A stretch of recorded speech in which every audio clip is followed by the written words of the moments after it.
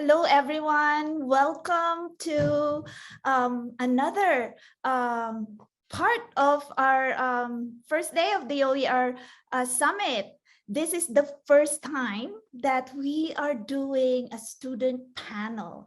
And what better way to start that off than having our students from the Associated Student Government of MSU do that. I will just have to share my screen for a moment. Okay, let's see. Yeah, so my name is Regina Gong. I am your moderator. For today, I am the OER and Student Success Librarian at Michigan State University, and I have this amazing panel of student government leaders, and I will let them introduce themselves. So Aaron. Hi, everyone. My name is Aaron Teralde. I go by he, him pronouns. I am currently the ASMSU Vice President for Academic Affairs. This is my third year here at Michigan State University, and I am studying secondary education and social relations and policy. Austin. Hello, everyone. My name is Austin. I go by he, him, his pronouns. I am the ASMSU representative for the College of Arts and Letters here at MSU. And also, I am a fourth-year student studying social relations and policy through James Madison College, while also double majoring in philosophy through the College of Arts and Letters. And last but not least, Jordan. Hi, everyone. I am Jordan. I go by she, they pronouns. I am ASMSU's Vice President for Internal Administration. I'm a third year and my majors are in social relations and policy and secondary education. Thank you. Thank you, Aaron, Austin, and Jordan. Before we start with our discussion, I just want to remind you, if you have any questions to our panelists for today, please feel free to type them in the chat or put them in the Q&A. And we'll address those questions as we go along. So we're not going to wait until the end of the panel to answer your questions. So we have prepared about 8 questions that I would like our panelists to address. But if you know that question resonates with you, can also give a thumbs up, put that in your name right across your name. Okay, so let's start, right? Let's start now. How did you learn about OER? And we'll start that with Austin and Aaron and then Jordan. So how I learned about OER, or how I would say the actual term of what OER is, I kind of been always using OER, but shockingly enough, I found out about it from then Representative Aaron Ilterade last session. He actually put in our little student government group me asking someone to second one of his bills, and I hopped on a Zoom call with him that night, and he gave me all the know about OER. And pretty much after that, maybe 5 minutes into the conversation, I was completely on board and became a very aggressive advocate for OERs throughout Michigan State's campus. And Aaron? So as Austin said, last year I used to be the representative to the College of Education, and one initiative that I really wanted to get on board was making textbooks and resources for classrooms more accessible to students. So it kind of started out as me thinking of a textbook library, adding that to one of our services here at ASMSU. However, after a little digging and a little bit more research, I came across OER, which I thought was a much better, more sustainable way of providing those services. And a little bit more digging I did, I figured out that MSU already had a program in the libraries for OERs. So I contacted Regina. We had, I think, almost an hour and a half discussion about it. And, I fell in love with the initiative. I fell in love with the purpose and the premise behind OER. And from then on now, I'm still probably the biggest advocate for OERs in university and can't wait to see what we do in the future. Thank you, Aaron. And Jordan. Yeah, so for me, Aaron and I ran for the General Assembly at the same time, and we both were looking into making college more affordable, and we both had the ideas of the textbook library. I started working on a different initiative at the beginning of the year, and Aaron was really looking into that textbook affordability, and he brought OER to me as well. I remember hearing him talk about it for the first time, and I was like, why is this not a more widespread thing? It doesn't make sense. So that's how it came to me, and I'm super excited to keep advocating for it and hopefully expand it. Thank you. And what is it about OER that made you advocate for it? And I know, Jordan, you've already mentioned that. So maybe you can like kick off the discussion, Jordan, and then we'll go with Austin and then Aaron. Yeah, so for me, I come from a pretty poor background. I have one of the best scholarships that I can get on Pell Grants at Michigan State University, but it still doesn't pay for my textbooks. So I think freshman year, I paid about $1,200 for all of my textbooks. So for me, it's that accessibility and that, really expanding higher education to people who might not be able to get it because of how much it is. So that's really what makes me a staunch advocate for it. Austin. So the reason why I became, again, I'm going to use the same term as Jordan, a staunch advocate for OERs is due to the mental health portion of how OERs can help benefit students. I decided to run to be a public servant for the students of Michigan State University on the platform of being more forward about the mental health of our students. And what better way to be an advocate for mental health than going at the problem head on. And I believed in my own sense that the price of textbooks currently and how it has continuously skyrocketed has been the detriment of students' mental health for so long. I cannot tell you how many conversations I've had with my fellow Spartans that most of them have to either in the first couple weeks of the semester choose between eating dinner for 2 weeks or paying for their textbooks for a semester. And I don't think that's really applicable, especially in the time that we live in now. Ever since the pandemic, so many students and their families have had to really dig deep and decide what is best with their income currently. And with that being said, as we all know, income does have a huge effect on one's own mental health. And I don't want to see any other student having to make these really tough decisions if we do have these services applicable to every single student. And that being said, I just want to be a staunch advocate for the OERs because of mental health and how it has benefited me personally in the past. But I'll get to that at a later time.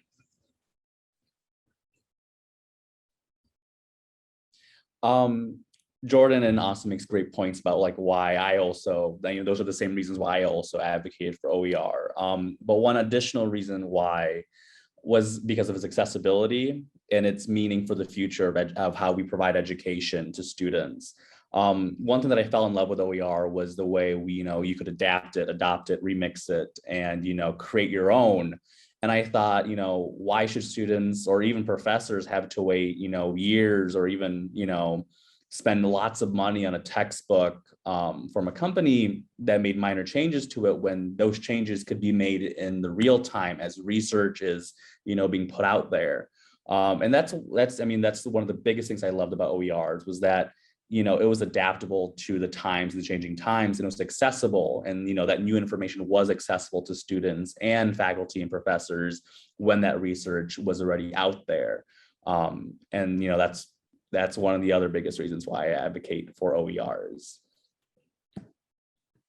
Yeah, and this is like a follow-up to, what you've all just mentioned earlier, your motivations for advocating and supporting this initiative in particular, right? So for folks who are here in this session, Aaron and I collaborated with the creation of an OER bill that was endorsed by the ASMSU.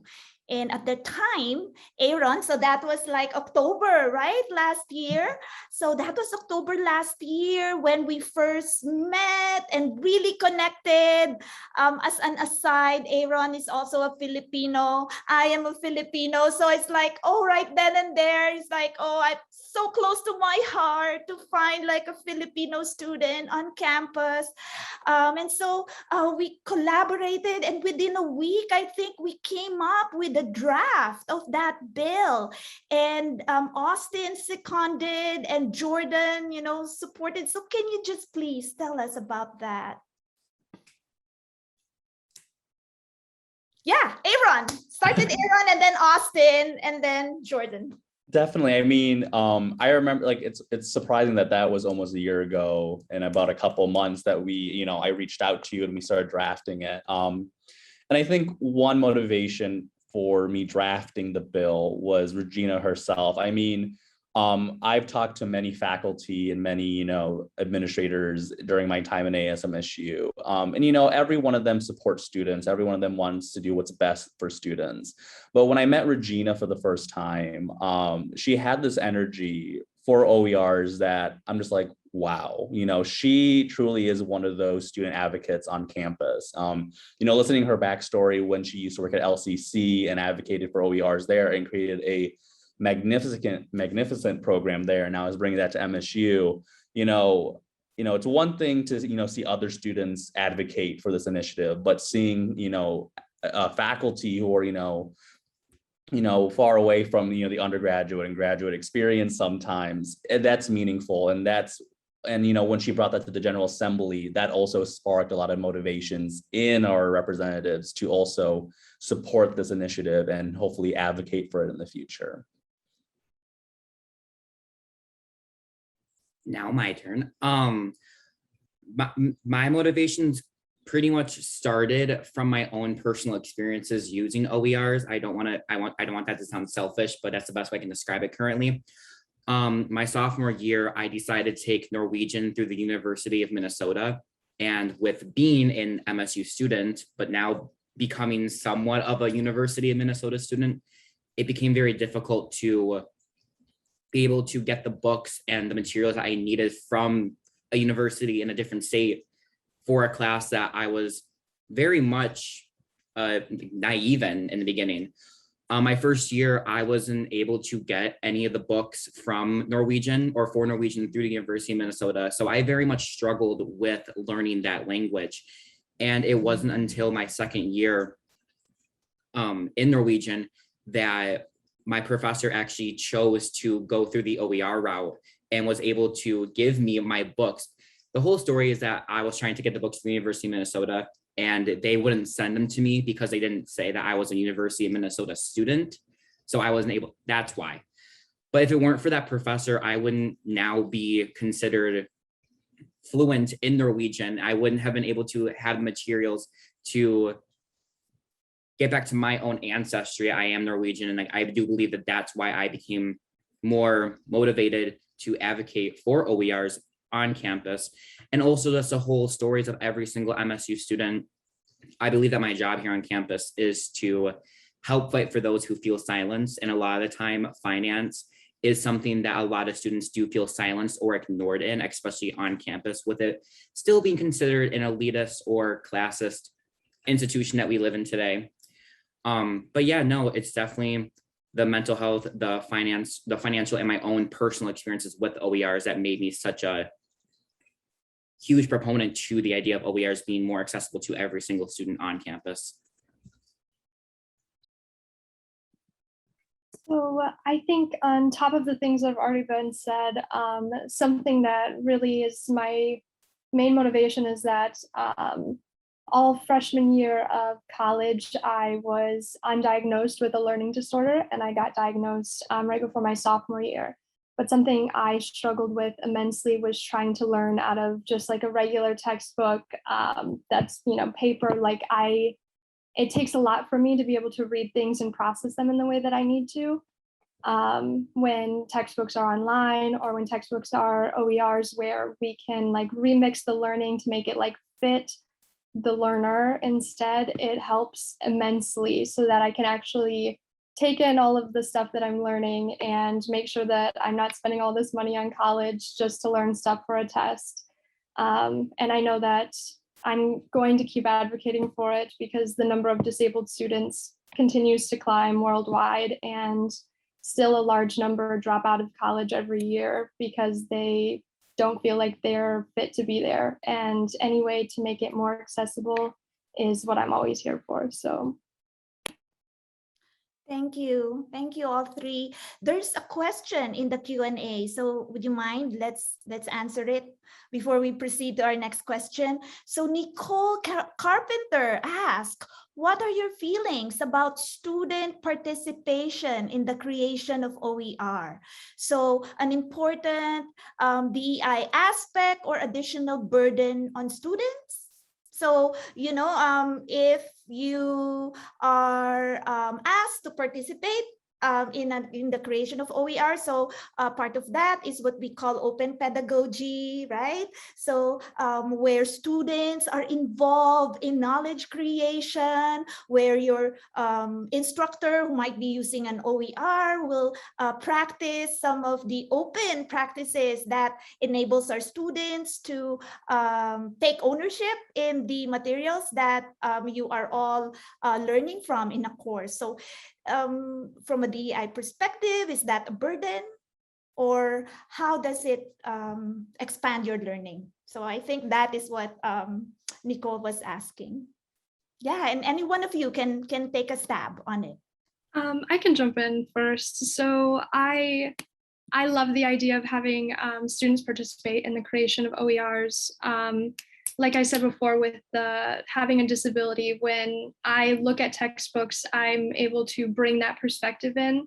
And I think a lot of the times, like growing up and having just regular textbooks, it's kind of like what you see is what you get. And I just thought that was going to have to be the way forever. And I think a lot of educators, older educators, feel that way as well. And it's kind of like, my way, this is the way it's always been.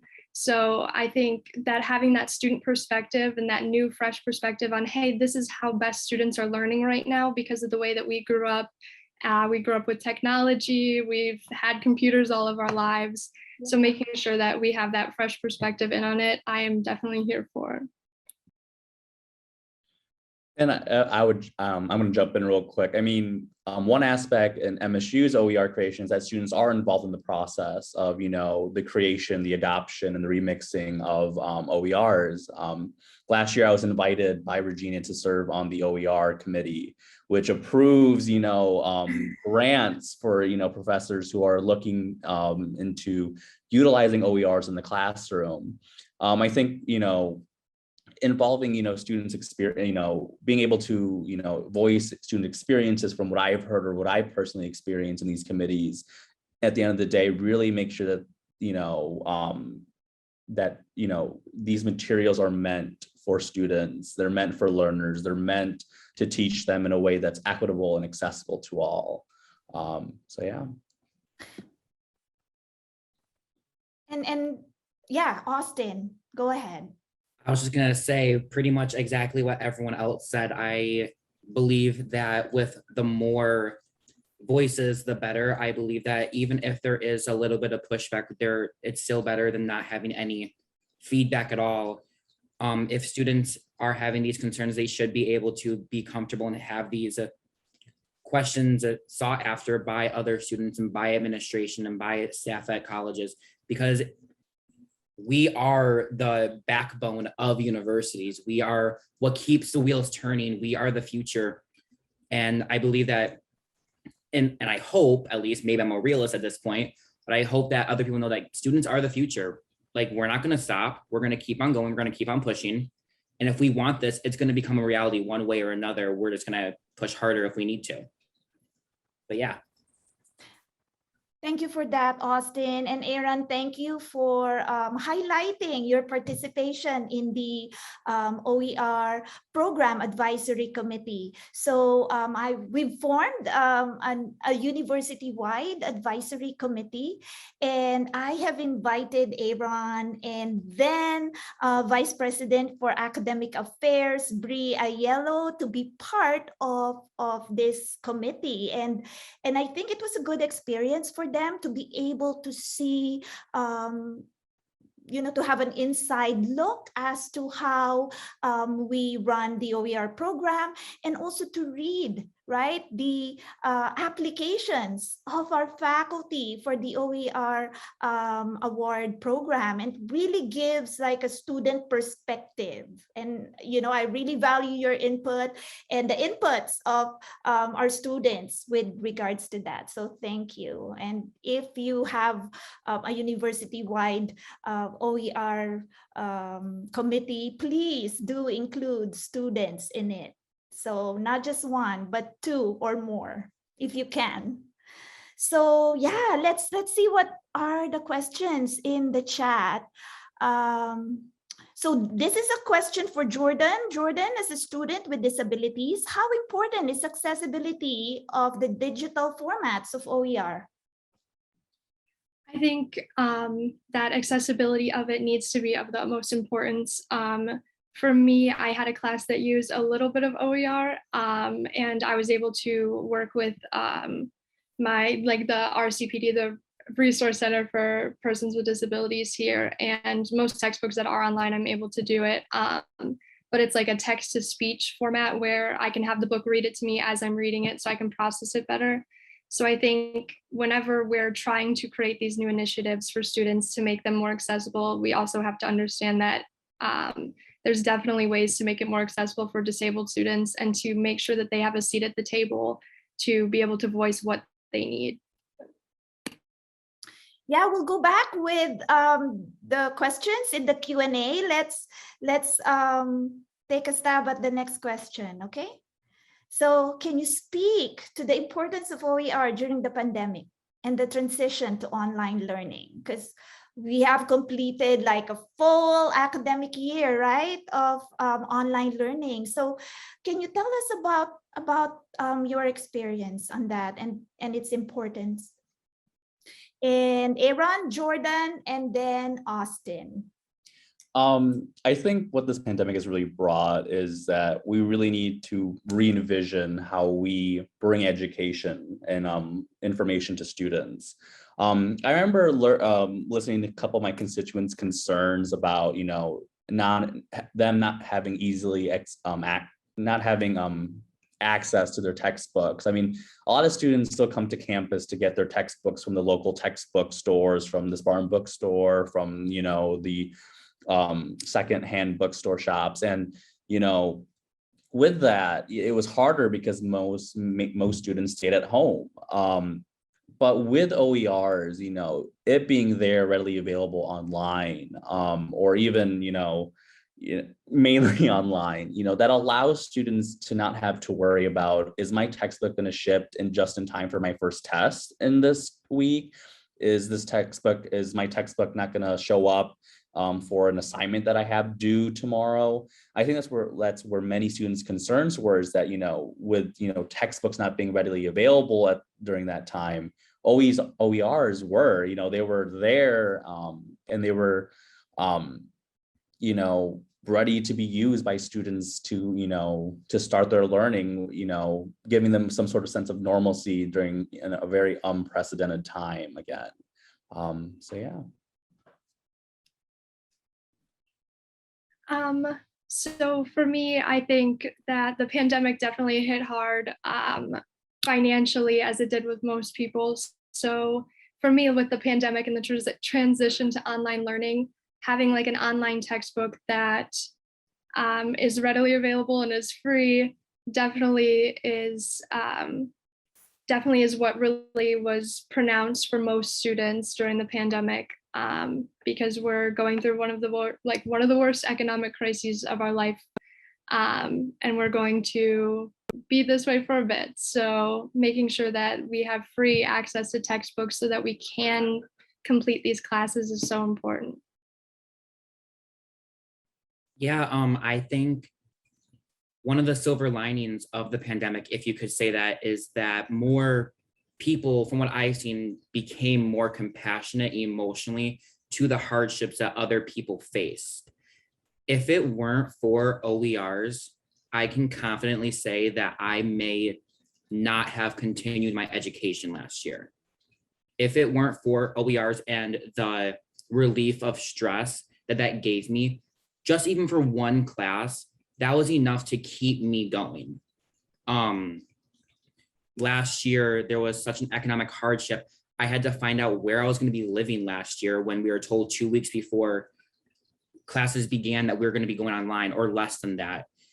And then I had to think of, do I feel safe enough going into these buildings during a global pandemic to get these books, or stand in line when I know that certain rules would not be followed just because of the amount of students that would be in these bookstores? Am I going to be, like what everyone said, am I going to be able to get these books before my first week?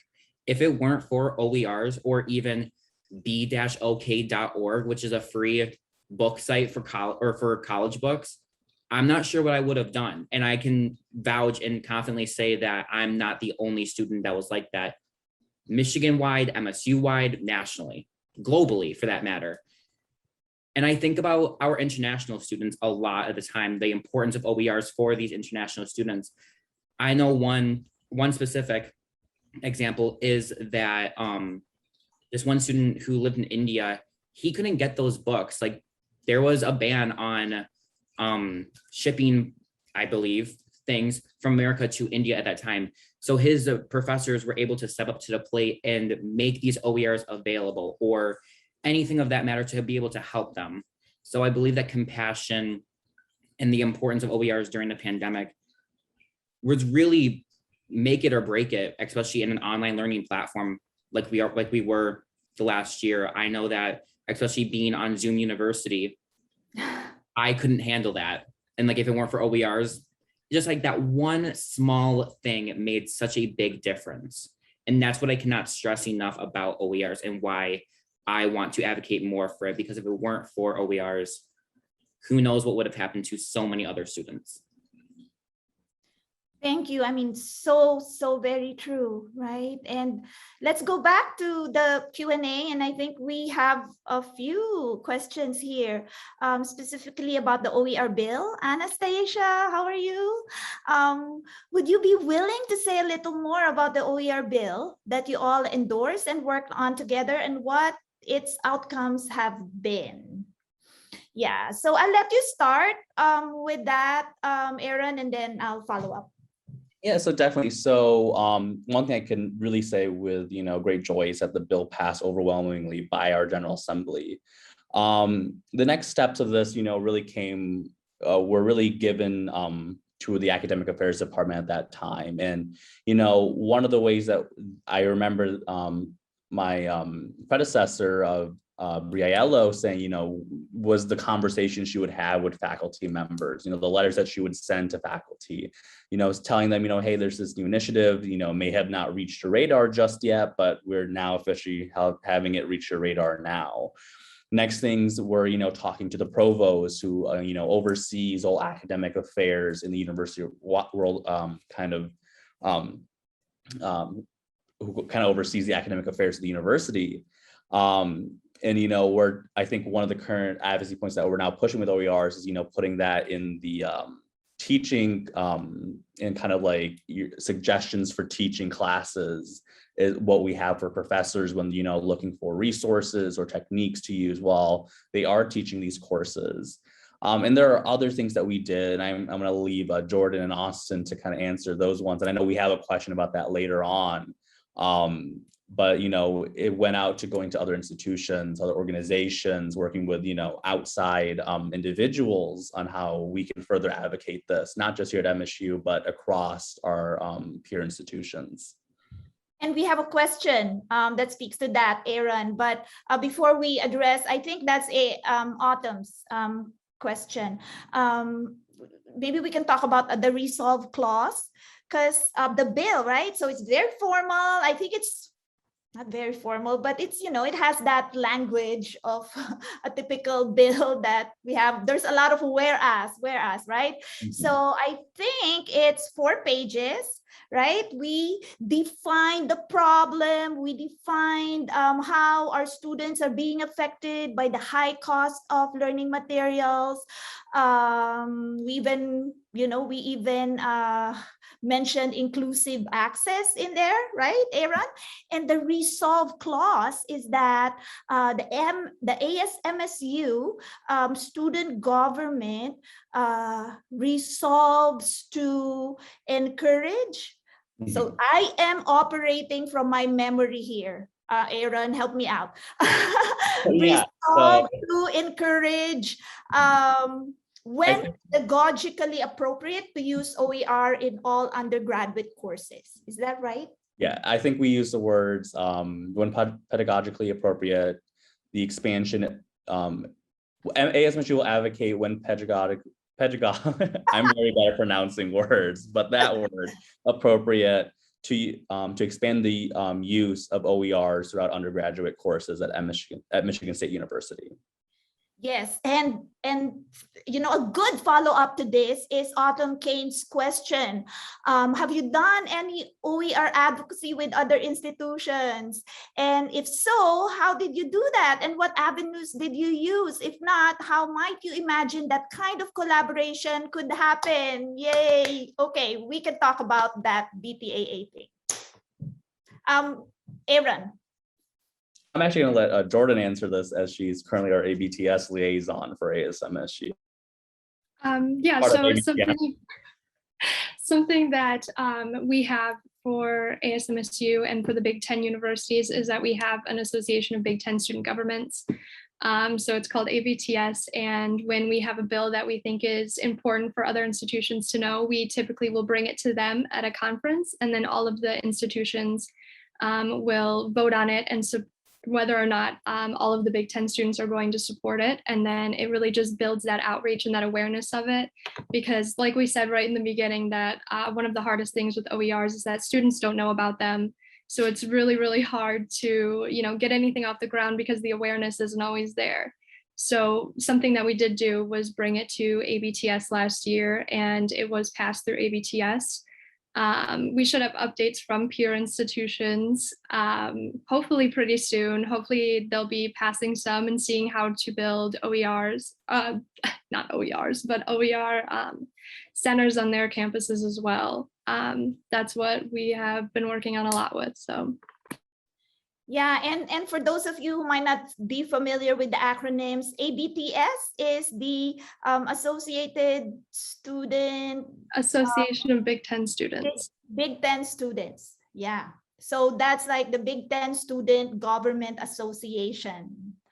Yeah, and so our ASMSU students have led the way in proposing a bill that was signed, right, by the ABTS. So there's another question here from Deborah.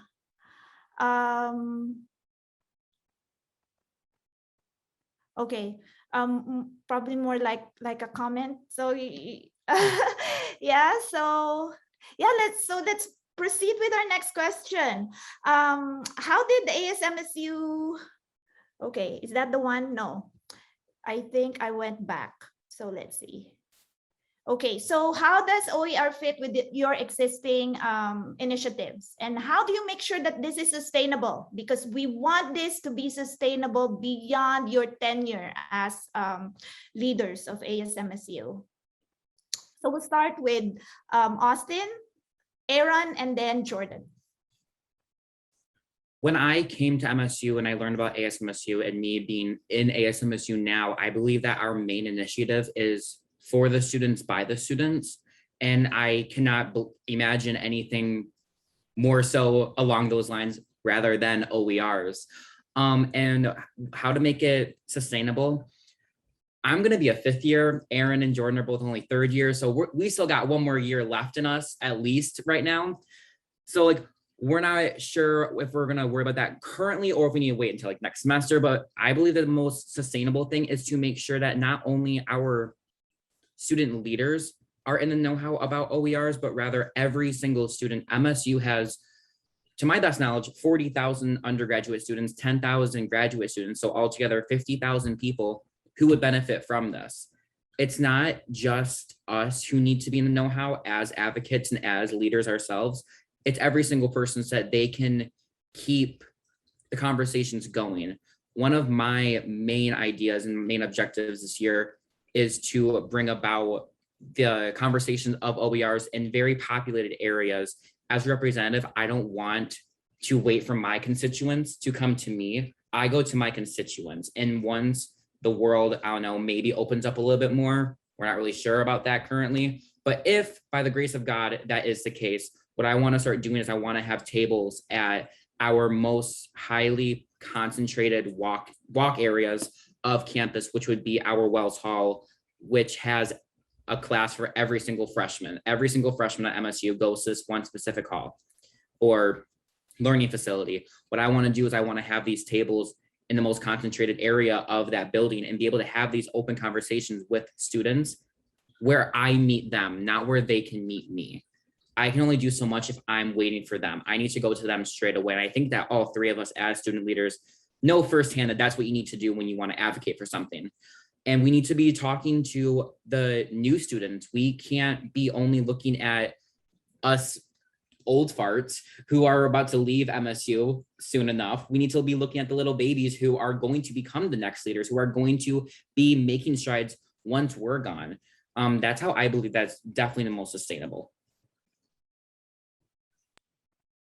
I think one way to make sure that our OER initiatives are really sustainable is, continuing our partnership with the libraries. Me, Jordan, and Austin will be gone here in 2 years, but we hope Regina won't be. We hope that she's staying here at MSU for a little while. I remember during my transition meeting into my new position as the Vice President for Academic Affairs, those relationships that my department has with administrators, and Bree told me, another great person to keep relationships with is with the library, specifically with Regina. So having Regina, still kind of tied in with our organization from time to time, whether that's, her, just meeting with a representative, or her coming to present at our General Assembly meetings, that's what keeps the OER initiatives alive here at our organization. It allows students and our representatives, like, oh, that's a great initiative that I want to be a part of. And I've had other representatives now who are asking me, like, hey, this OER initiative, what is it? I'm like, well, let me tell you a lot about it. And I think that's one great piece of advice I would kind of like make to librarians or faculty members here today who are advocating for OER from their own professions, is keep those relationships with your student governments, because none of our advocacy cannot be fulfilled without your your powers, your positions, but your advocacy sometimes won't be able to touch students until you visit us and you form those relationships with us. So yeah. Yeah, and then for me, so how does OER fit with ASMSU's existing initiatives? This is something I specialize in my position. We have standing policies. So once we pass a bill, it is still something that we will advocate for 3 years.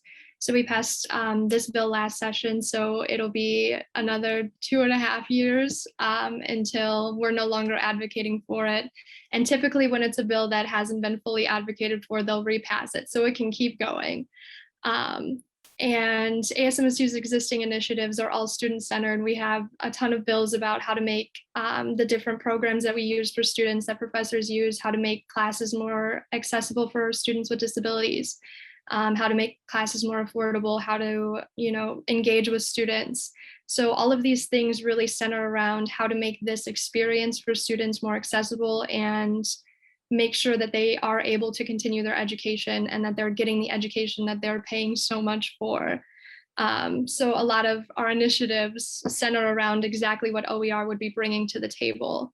And we make sure it's sustainable because we not only are continuing to advocate for it as it stays in standing policy, but also Aaron and I are advisors for people who are in the General Assembly. So when they are going to pass a bill, they typically bring it to one of us, or it'll at least pass through me because it has to go through me to get to the General Assembly.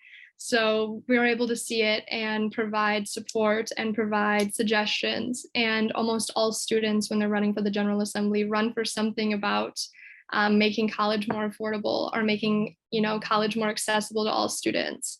So this is definitely something that students want. It's just difficult that it's not something that all students know. So like Aaron and Austin have both said, just making sure that we're boosting that awareness, making sure all students know. That's really what we are here for. So. Yeah, thank you. Thank you for that. And really, it's a partnership and it's a collaboration between the library's OER program and also ASMSU. Also, thank you, because ASMSU not only is like advocating, like by spreading the word around with our students, but also doing their part in providing financial support, right? So they allocated 1,500 for the OER Awareness Week celebration that we had like last March, and bought swags, stickers, notebooks, pens, and we distributed it to a lot of our students. So thank you for that. And I hope we can continue that again in the next year. There's one question. So you are advocating as part of your role in the student government to students, but how do you ASMSU advocate to faculty to adopt, create, adapt OER? And also for upper division and graduate level courses. So before you answer that, for the graduate level courses, actually there is another organization, student organization for that, and I will be actively working with them. It's called the COGS, or the Council of Graduate Students, and that is my next target, so to speak, right? So we have the ASMSU representing the undergraduate students, but also the graduate students who most of the time are also teaching college courses. So can you speak about how you are advocating for OER with faculty, and maybe the award that you gave to our OER adopters or creators? I can kind of speak a little bit on that. So yeah, so during our OER Awareness Week and during the General Assembly, and also during the panel that we had with faculty who have adopted OERs, we provide them, with awards from the ASMSU, thanking them for their leadership, yeah, in creating OER leadership, yes, in OER.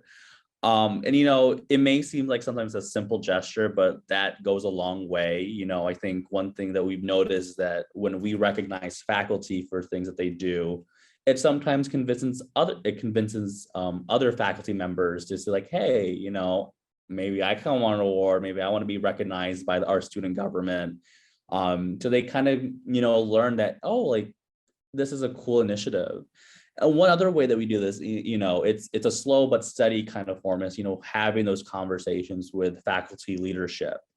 Even though it's like, doing it one at a time, it's still getting something done with our OER advocacy. And that's one way we've been continuing advocating for faculty to adopt it. And again, the other way is the one I previously mentioned, is getting this in sort of that teacher handbook, professor handbook, like saying, here's something that we suggest that you do, and we hope that you take a bit, consideration of actually doing it. Yeah, maybe we should end with this. What can you recommend as we do, right, as OER leaders? So there's a lot of OER leaders out here, not just librarians, but faculty who are leading also their OER initiatives, so that we can collaborate more with student and student government leaders. So what can we do?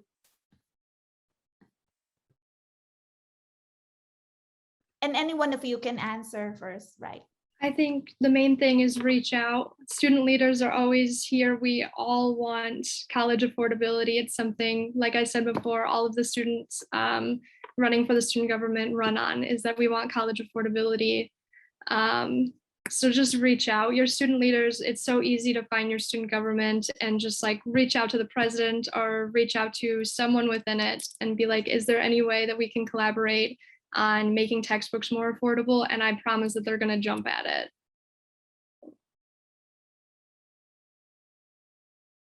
I think one recommendation is, continue that passion. I mean, everyone here today, I believe that you'll have passions for, expanding OER and seeing what it means for the future of education.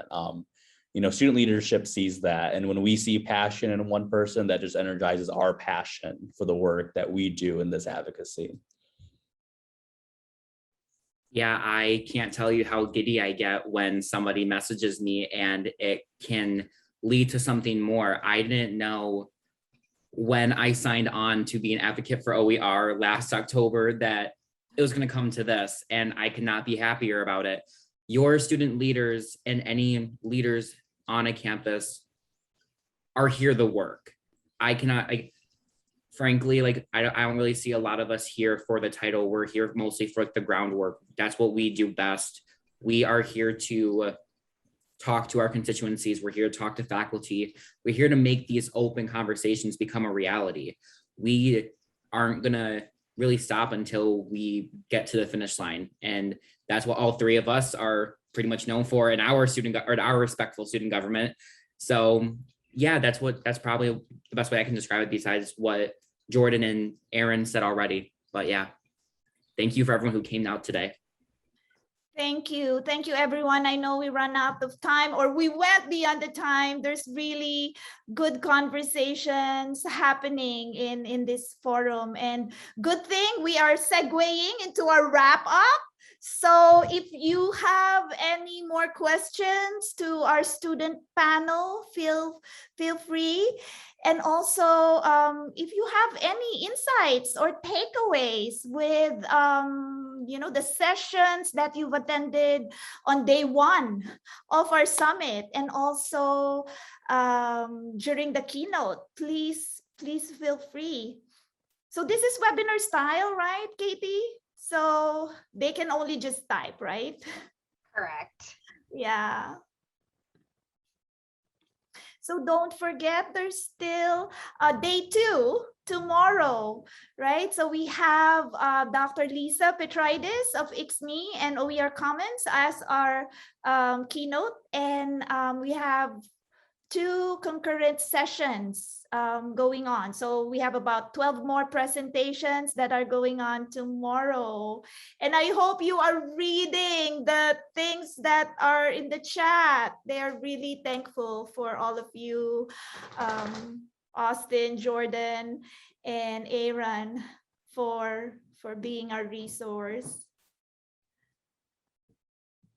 Oh, they would like to read the OER bill. Yes, please. Yeah, and Aaron says feel free to email them. If you need them to talk to your student government, I am volunteering your services. I'm sorry. Yeah. And thank you, Jordan, for putting in the link to the bill. Oh, Andy says, thank you all. This was such a terrific session. So impressed with the amazing work ASMSU is doing. Yay. And we are all going to work together this academic year to make it more awesome, right? Yeah. Oh, I like that. For the students, by students, yes, because OER initiative, we are doing it all for you, right, students? And so it just makes sense that we are all working together and partnering and collaborating to spread it around. Oh, Regina. Yeah, thank you, everyone. I'll see you soon, okay? Bye.